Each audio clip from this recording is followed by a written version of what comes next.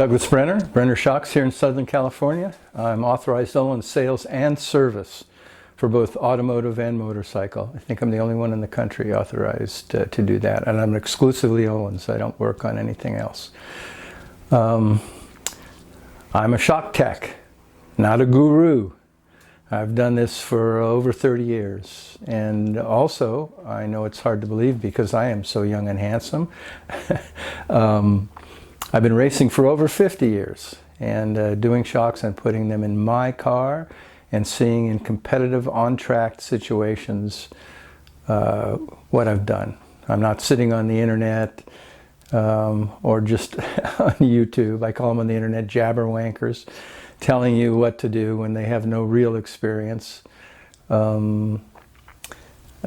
with actual racing or with real competitive drivers. So be careful. I also know I'm not going to be an internet sensation, so I make my money selling and servicing Ohlins products. So give me a call if you need service or sales. You might as well buy it from somebody who actually knows inside and out the product and not a internet reseller. I'm as close as UPS, FedEx, etc. If you need service or bring them over. I'm in Southern California. I'm available 7 days a week to serve your needs. So give me a call if you need something, and I can compete with any price on Ohlins products. Any legitimate price you have, I can do the same or better, and you might as well buy it from somebody who knows the product. So let's see what we have this week. Okay, this is a TTX36 ILX inline. The canister's here. So we're going to do a quick revalve on this. This is for a vintage sedan that I'm doing. And I can show you how nice it is to revalve these as opposed to the single tube shocks. So let's get started. Okay, here we have this TTX36 inline in my little vise. You can actually put them in a vise here, and I do that when I vacuum fill it, because you got to take off the back here and it takes some torque. But anyway, I have this, so I'm just going to do it. And we're going to change the compression damping here. So what I'm going to do now is do some fancy camera work, and we'll try to get in as close as we can, and I'll try to keep my hands out of the way. Look at that, the Oscar goes to Brenner Shocks. So first thing you want to do is get the gas out of this baby. So we have the needle here, and always put a little Ohlins, too much is just enough red grease on it, and we'll pull out. There's a little screw here, and we'll put in the needle. Ohlins doesn't use Schrader valves. Schrader valves are from the Stone Age, and there's a lot of companies that still seem to use it. I don't know. Who am I to say? Anyway, first thing you want to do always is let the gas out. Goodbye, gas. Okay, the next thing we want to do is take off the adjuster. This is, I don't know what you'd call it, one-way or two-way, depending. There's other valves that you can get for the TTX36, and they come on the TTX. Some of the TTX40s is a two-way with low and high speed, but I actually like this. This I have on my race car. I took off the two-way or four-way, and you can do any combo. You could have, one of these with the two-way and one with the one-way. These are interchangeable to TTX40s, but anyway, I like them like this. The only advantage to the other ones is you don't have these silly little screws. It's kind of hard to get this apart, and also it's not hard, but there's little balls in there for the detent, and I have spares. because they fall out and go on the floor and I can never find them again. So be real careful. First thing, we have a little Phillips head screw in here. I'm trying to keep my little hands out of the way. And you just loosen it up till it comes out of the, that seems good. And then carefully lift up. Okay, the balls are still in there. You can see them in there. Let's pop them out here. And there's little springs that go in, my hands out of the way, going back of the valves. And that's what makes the clicky noise. That's another shock guy term. All shock guys use clicky noises. Anyway, we'll pull out these springs. And make sure this is open. You can probably do it with your fingers. I have them pretty well open. But you want to open the bleed the best you can. Then I have my little Ohlins tool.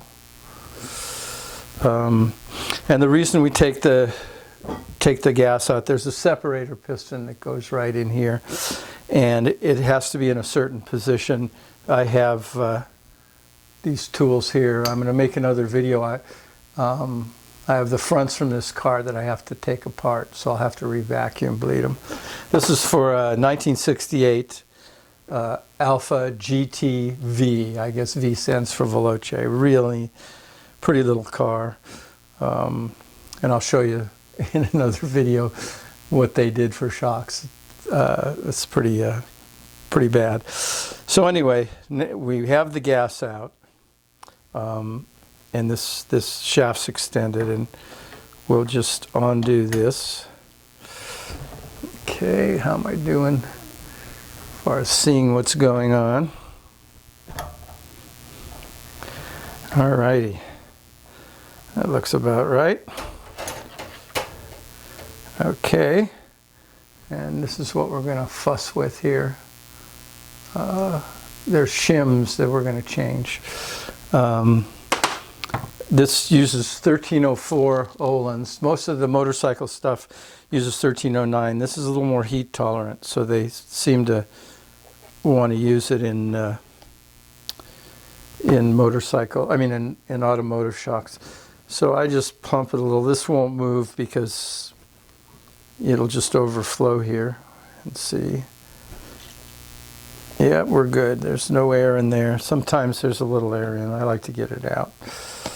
And you fill it up. There's little channels down there, and if you don't fill it, you might back some air into the channels.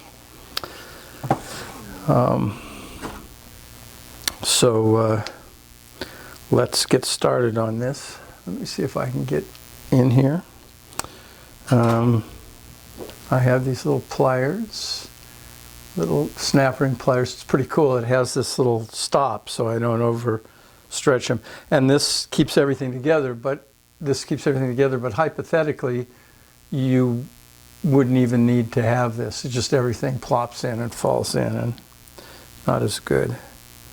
So let's see if I can get the snap ring off. There's the valve. This is just their standard linear valve, they call it. They don't call it a piston because it doesn't move. The oil moves through it. It doesn't move through the oil. They have digressive ones. I don't do anything digressive. I have tons of digressive pistons I've taken out of. And they have some fancier valves, but this is the one I like. It works great. And then here's the shims right here that were on it. Let's see if I can, oops, focus, Douglas, focus. Anyway, these are the stock shims that come in it. And then this is, and when I do a thing on valving and shims, I'll go into that. This is what they call the clamping shim. And it really gives you a lot of control over the shim stack by changing the clamping shim. And again, I'll go into it later. And some of these, and you know, on the single tube Ohlins has different size clamping shims too. And some of the big names, quote unquote, in shocks have one clamper.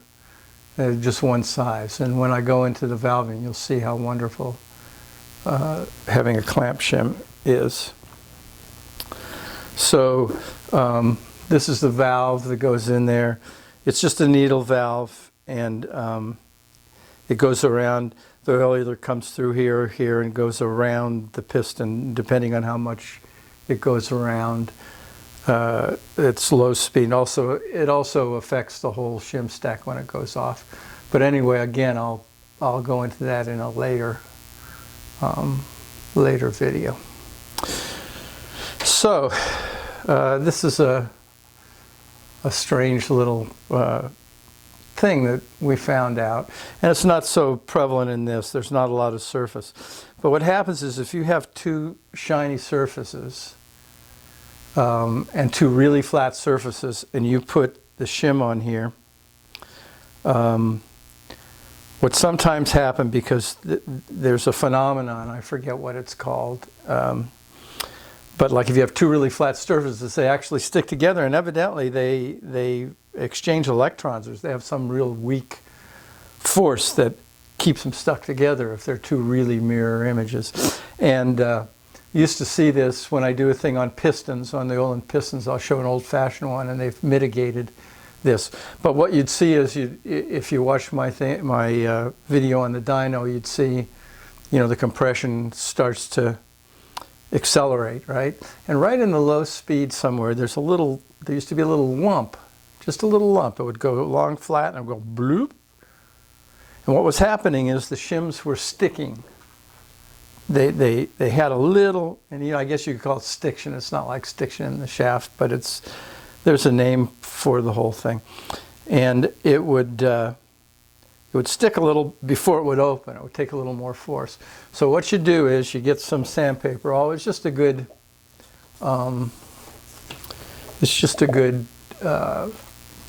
thing to do, even though it might not make any difference. And I'm going to put it on a flat surface here. I guess we can't see it because but anyway, you want to this is like 150, just rough it up a little. Give it a little figure 8.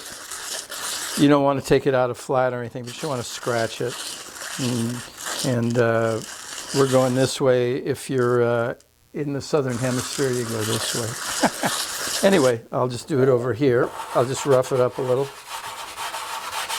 And that way, when you rough it up, you don't run the risk of getting that little lump.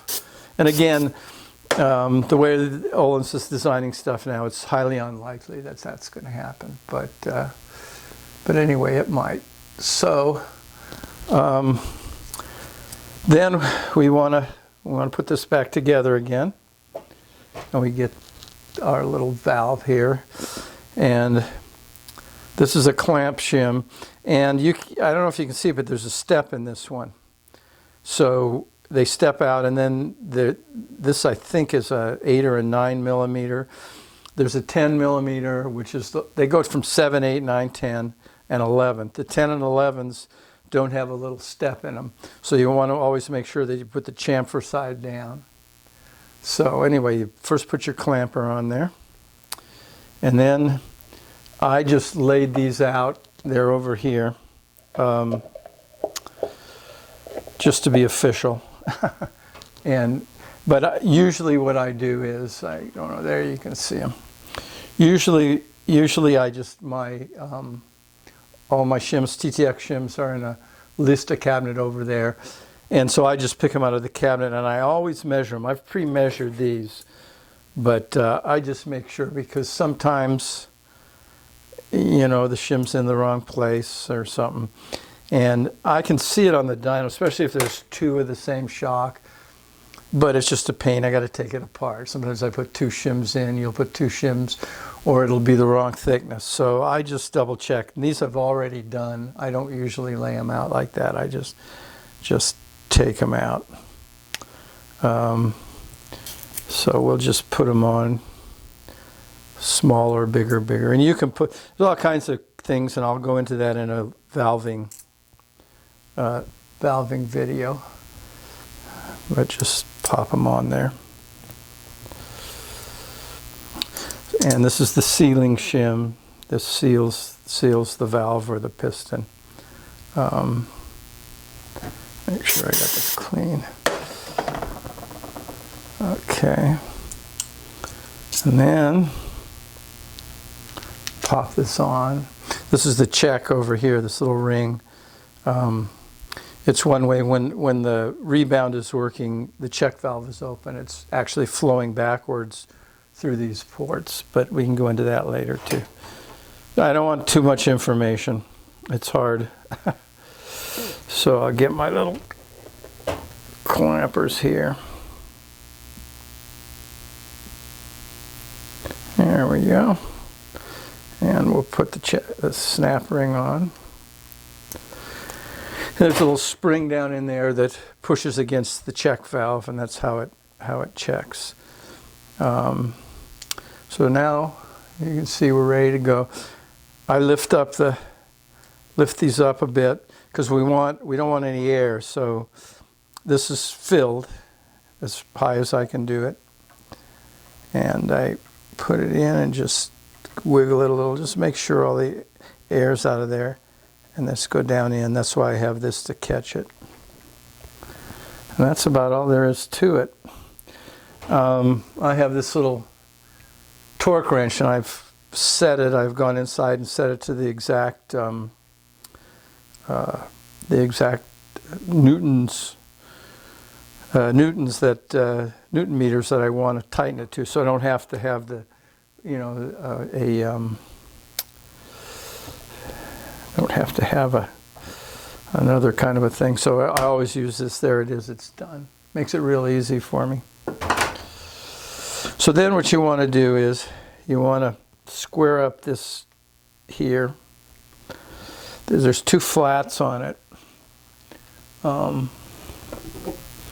And you just want to turn it. I'm not organized here.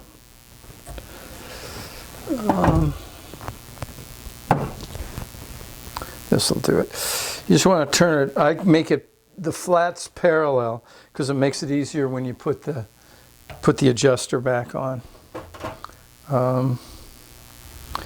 So now what you do is you take these little springs that go in.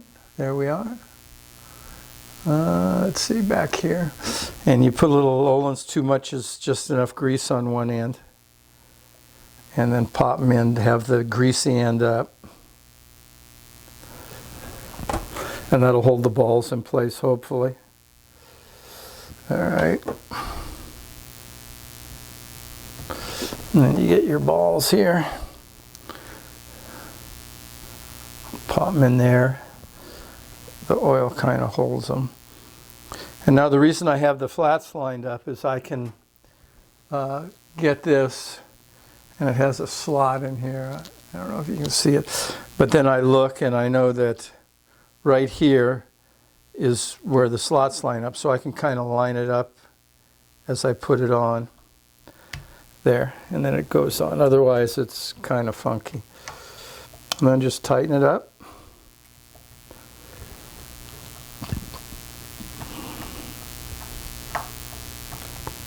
Don't over tighten, just hold it. All right, now I've already done this. I've already done the rebound, and I'm not gonna. I will dyno it for sure, but I don't show. I don't show the dyno runs of customers' shocks. It's kind of proprietary. They've paid the money, and I don't know that they want everybody seeing what's done. And the reason I've changed the valving is I've done, if you saw my video on motion ratios, I've done the motion ratio on this car, this Alfa Romeo, 68 Alfa Romeo GTV vintage racer. And so I'm doing what I think, it's just my opinion, just like my opinion man, what I think the valving ought to be for that motion ratio in this this vehicle. So so anyway, the next thing you got to do is just fill it with nitrogen.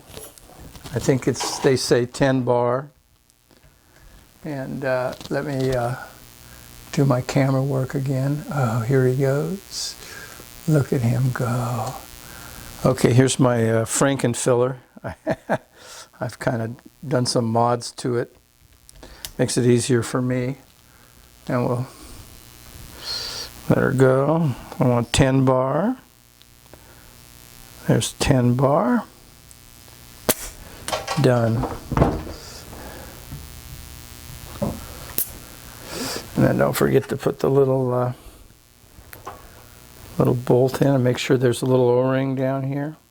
And this just seals it up. These never, ever, ever leak, ever. And Schrader valves, I hear guys going, yo, you know, on your whatever shocks that has it, every morning check the pressure.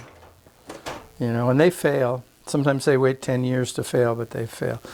This is a wonderful way. They had a guy at Ohlins one time just spend all day putting the needle in and out, and it still never leaked. So they barely leak. And then you can set your clicks and everything. So that's pretty much how you do it. I guess that's it. I just thought I'd throw in a little dyno sheet here. The red is the TTX, the TTX36 ILX. This shock as it came valved, you know, before I revalved it. That's the standard valving, and it's -10 on compression, -10 on rebound. And the other one's the Coney. And you can just, you don't have to be a shock guy to see just how bad this Coney was, irregardless of where the, you know, where the values are and stuff. Until over a ½ inch a second of velocity, you don't have any damping at all. You know, you're starting out with 40 pounds of what would be the opposite of damping. This is hysteresis. And look, it crosses over here something. Usually this is when some shim opens or closes. So it's starting out, you know, with pushing really in compression. Then it's coming out here, it goes up, flattens out, comes straight across, and then digresses here. And that's about 35, 40 pounds. And you're not getting any damping till here. And look at the hysteresis here. Of course, probably, you know, you can always do, as I've shown in my video on the dyno. Now look at that. Look how nice it looks. Let's get rid of the,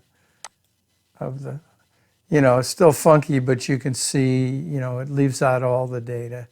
Do this. Look at that. Horrible. So there you go. This, especially with the revalving, should be much better. I hope. Okay, all done. Ready to go. Beautiful Hyperco spring on it. All the hardware's on. Ready to go. Next video will be for the fronts for this car, this Alfa 1968 Alfa GTV vintage race car. I got to shorten it. I want to shorten the throw. So I'll take it apart and put some spacers in. You'll see how that goes. And then we got a vacuum fillet, which is pretty interesting on these shocks. It takes a little effort and a few tools, of course. And I won't show the revalving because we've seen that. So that's what it'll be next time. If you need Ohlins products or service, give me a call. I'll put my contact info on the bottom here. And subscribe and hit the bell if you want, and leave, you know, let me know what you think, what you want to see, what you didn't want to see. I'm trying to explain these things. So until next time, thank you very much.